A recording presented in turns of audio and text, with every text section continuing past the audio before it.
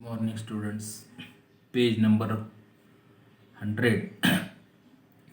Solve problem number 15. Following is the receipt and payment account of Krishna Junior College, Mahabaleshwar for the year ended 31st March 2020. Receipt and payment account दिले आणि adjustment पहा. ॲडजस्टमेंटचे tick mark करून घ्या. Tuition fever आहे.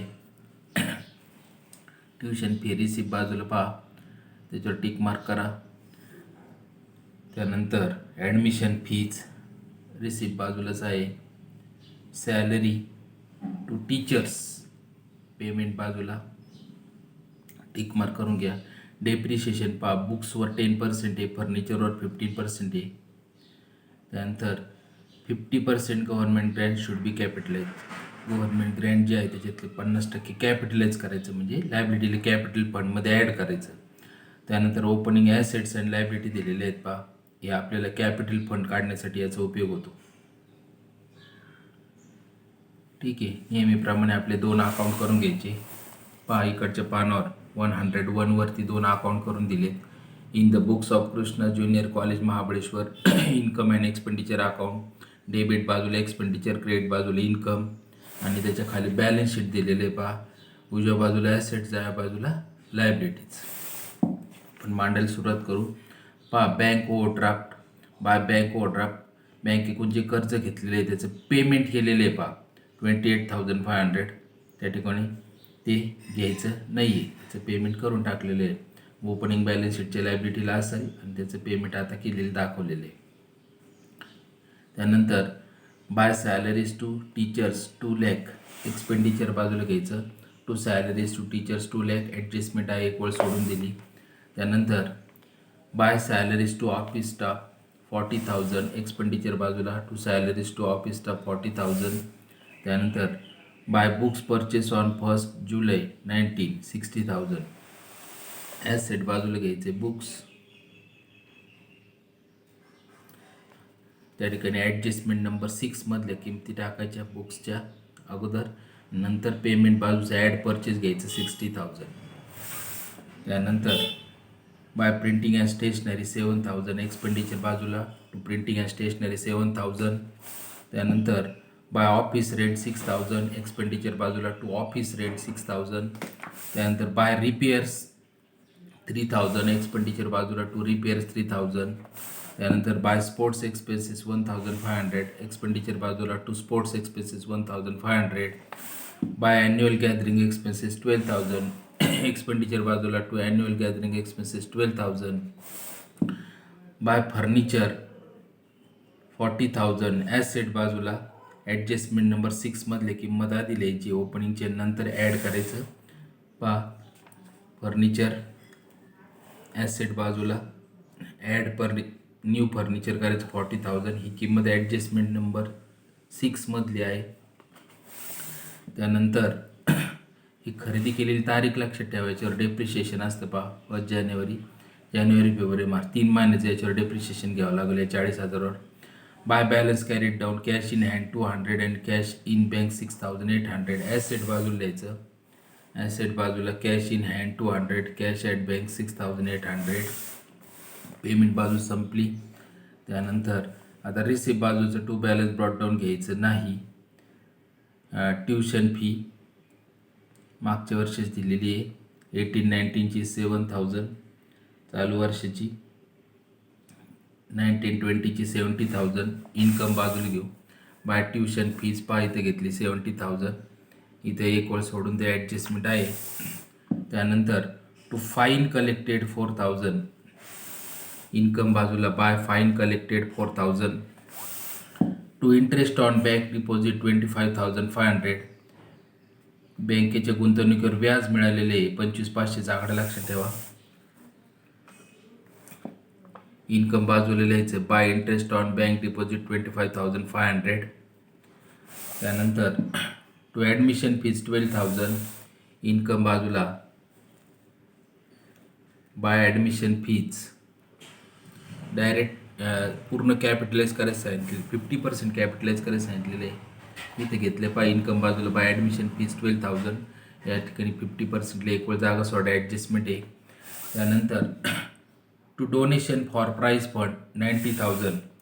हे असं special donation आहे. Special donation असल्यावर लायबिलिटीला लिहायचं असतं पहा. Donation for prize fund 90,000. त्यानंतर टू गव्हर्नमेंट ग्रँट्स 1,73,000. इन्कम बाजूला by government grants 1,70,000. Adjustment number government ग्रँटची 5 नंबर आहे पहा. त्याची एक वेळ सोडून द्यायची. रिसिप्ट अँड पेमेंट मांडून झाल्यावर ॲडजस्टमेंट पहिली करू आपण. For the current year 1920 tuition fees are outstanding 10,000. हे पहा, इन्कम बाजूला ट्युशन फी लिहिलेली आहे. ॲड करायचं. Add outstanding tuition fees 10,000. 70 + 10 80,000 करून घ्यायचं. आणि याचा सेकंड इफेक्ट या 10,000चा ॲसेट बाजूला आउटस्टँडिंग ट्युशन फीज 10,000. त्यानंतर 2 number 50% admission fees should be capitalise. Income बाजूला लिहिलेले पहा. ॲडमिशन फीज 12,000 याचे 50% म्हणजे 6,000 लेस 50% कॅपिटलाइज करायचं. टोटल बाहेर 6,000 कॅपिटलाइज करायचं म्हणजे लायबिलिटीला कॅपिटल फंड लिहायचं. ही रक्कम नंतर लिहायची, आपल्याला कॅल्क्युलेट करायचा आहे तो. त्याच्यात लिहून ठेवायचं खाली add 50% admission fees 6,000. Adjustment number 3 outstanding salary to teachers are 12,000. Final account सारखं जे पाय ॲड करायचे. एक्सपेंडिचर बाजूला टू सॅलरी टू टीचरमध्ये ॲड आउटस्टँडिंग सॅलरी 12,000. आणि लायबिलिटी बाजूला second effect outstanding salary to teachers 12,000. Adjustment number 4 depreciation books at 10% per annum. Furniture 15%. बुक्सवर 10% depreciation आहे पहा. हे करण्यापूर्वी ॲडजस्टमेंट नंबर 6 तुम्हाला अगोदर करावं लागेल पहा. आधी 6 करायची, लक्षात घ्या. आधी 6 नंबर मांडून घ्यायचं, नंतर मग तुम्ही आधी 6 नंबर ॲडजस्टमेंट करायची पहा. ॲसेट लिहून घेऊ आधी. बिल्डिंग 18 लाख. ॲसेट बाजूला बिल्डिंग 18 लाख. त्यानंतर फर्निचर 7 लाख. इथं फर्निचर आपण घेतलं होतं. फर्निचर 7 लाख. हे पेमेंट बाजूची टाकले होते 40,000. त्यानंतर बुक्स 5 लाख. पाहिजे आपण बुक्स लिहिलेले. इथं पेमेंट बाजूची रक्कम आहे. इथं बुक्स 5 लाख. त्यानंतर bank deposit 3 lakh. Bank deposit घेतले पाहिजे 9% बँक डिपॉझिट 3 लाख घेतलेले. त्यानंतर ट्युशन फीज रिसिवेबल हे 7,000 आहेत. हे मागच्या वर्षीचे आहेत आणि इथंच परत दिलेले आहेत पाहिजे 18-19चे 7,000. याचा उपयोग आपल्याला कॅपिटल फंड काढण्यासाठी होतो पहा. ट्युशन फीज 7,000 इथे घेतलेले पहा कॅपिटल फंड काढण्यासाठी. त्यानंतर बँक ओव्हरड्राफ्ट 28,500. ही लायबिलिटीला घ्यायचं आहे कॅपिटल फंड काढण्यासाठी. Bank overdraft 28,500. आता ॲडजस्टमेंट 4 करू शकता तुम्ही. बुक्सवर 10% डेप्रिशिएशन आहे पहा. बुक्सवर 10 पाठीमाग काढून दिलेले आहे पहा सगळ्यांनी नोट्समध्ये पहा. पहिल्यांदी 5 लाखाचे ओपनिंग बॅलन्स आहे. याच्यावर 10% काढलं तर किती येईल 50,000. त्यानंतर पेमेंट बाजूला खरेदी केली 60,000ची. याच्यावर 10% काढलं तर 6,000 येईल. बरोबर 6,000. आणि आपल्याला ती तारीख दिलेली आहे त्यांनी. बुक्स कधी खरेदी केलेली त्याची तारीख दिलेली आहे. पेमेंट बाजूला हे इथं दिलेली आहे 1 जुलै. जुलैपासून मार्चपर्यंत मोजलं तर 9 महिन्याचं कॅल्क्युलेशन करायचं पाहिजे. 9 महिन्याचे हे 60,000वरती 10% 6,000 आणि 9 महिन्याचे काढले 9/12 केले तर 1,500. 1,500 गुणिले 3 45. हे पाहिजे 4,500 म्हणजे हे 50 आणि हे 4,500 54,500 डेप्रिशिएशन वजा करायचं पहा बुक्समधून. इथून पहा वजा केलं लेस 10% डेप्रिशिएशन 54,500. हे 54,500चा सेकंड इफेक्ट एक्सपेंडिचर बाजूला टू डेप्रिशिएशन ऑन बुक्स 54,500. त्यानंतर फर्निचर ॲट 15%. फर्निचरची पण पहा खरेदी आहे 1 जानेवारी दिलेले आहे पहा. 3 महिन्याचं घ्यावं लागेल 40,000. 15% रेट आहे पहा. फर्निचरची सुरुवातीची किंमत ही 7 लाख. याच्यावर 15% काढलं तर पहा 1,05,000 येईल. 7 लाख गुणिले 15 100 करायचे 1,05,000 आले. आणि 15% 40,000वर काढायचं, पण 3च महिन्याचं काढायचं. 15% काढलं 40,000वर आणि 3 महिन्याचं करायचं. याचं उत्तर 1,500. हे 1,05,000 आणि 1,500, 1,06,500, 1,06,500. हे डेप्रिशिएशन इन फर्निचरचं. ॲसेटला फर्निचरमधून लेस करायचं बा. लेस 50% डेप्रिशिएशन 1,06,500. याचा सेकंड इफेक्ट एक्सपेंडिचर बाजूला टू डेप्रिशिएशन ऑन फर्निचर 1,06,500. झालं डेप्रिशिएशन. 4 आणि 6 ॲडजस्टमेंट. त्यानंतर 5 नंबर पहा. 50% government Grant should be capitalise. Government Grant income बाजू लिहिलेले पहा आपण. 1,73,000चे निम्म करायचं. लेस 50% कॅपिटलाइज 86,500. बाहेर 86,500 येईल. लायबिलिटी बाजूला कॅपिटल फंडच्या खाली लिहून ठेवायचं. At 50% government grants 86,500.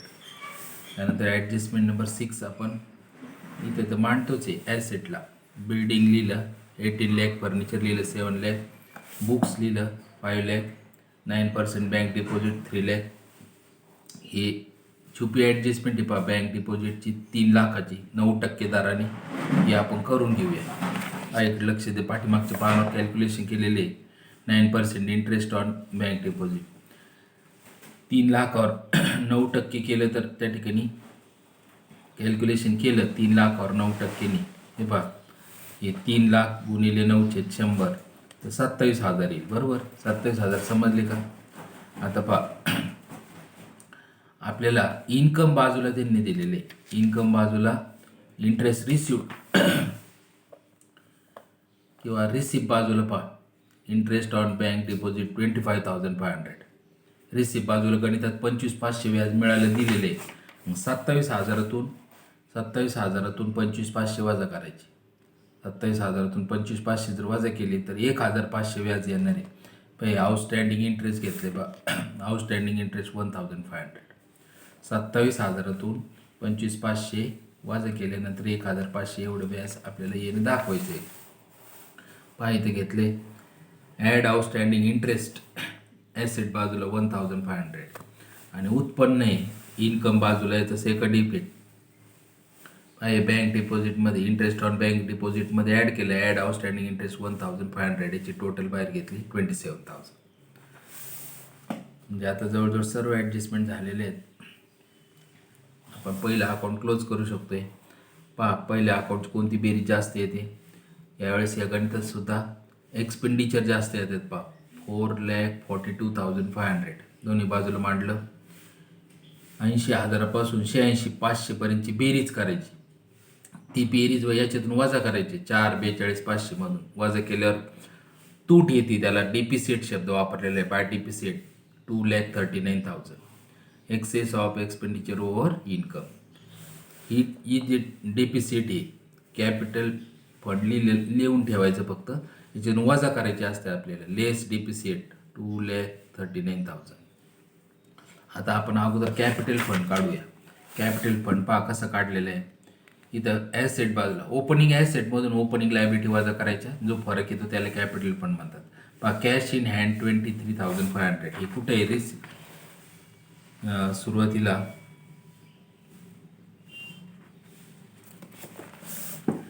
गणितामध्ये रिसिप्ट बाजूला पहा कॅश दिलेले टू बॅलन्स ब्रॉड डाऊन 23,500. हेच इकडे ॲसेटला लिहिलेले cash in hand 23,500. Tuition fee receivable सांगितले तुम्हाला. ॲडजस्टमेंट नंबर 6 मध्ये दिलेले आहे पहा. Tuition fees 7,000. त्यानंतर ॲडजस्टमेंट नंबर 6 मध्येच दिलेले बिल्डिंग दिली 18 लाख, फर्निचर 7 लाख, बुक्स 5 लाख आणि 9% बँक डिपॉझिट 3 लाख. झालं. ही टोटल केली किती आली? 33,30,500. इथे लिहिलं. ह्याच्यातून हे बँक ओव्हरड्राफ्ट लायबिलिटी लिहिलेले आपण. हे 28,500 लेस करायचे, वजा करायचे. 30,30,500 मधून 28,500 वजा करायचे. जो फरक येईल त्याला म्हणायचं कॅपिटल फंड. 33,02,000 हा फरक येतो. हा कॅपिटल फंड आपल्याला लायबिलिटीला लिहायचा आहे पहा. Capital fund 33,02,000. आणि मग हे आपण पाठीमागं मांडलेले 50% ॲड करून घ्यायचं आहे. त्यानंतर डिपिसिट वजा करून हा आकडा बाहेर लिहायचा. जुन्या पुस्तकात चुकलेला आहे, पाहून घ्या. इथं 500 आहे. 31,55,500 लिहायचं आणि आपलं गणित टॅली होतं 32,57,500. अशा पद्धतीने हे पण गणित आपण संपवलेलं आहे.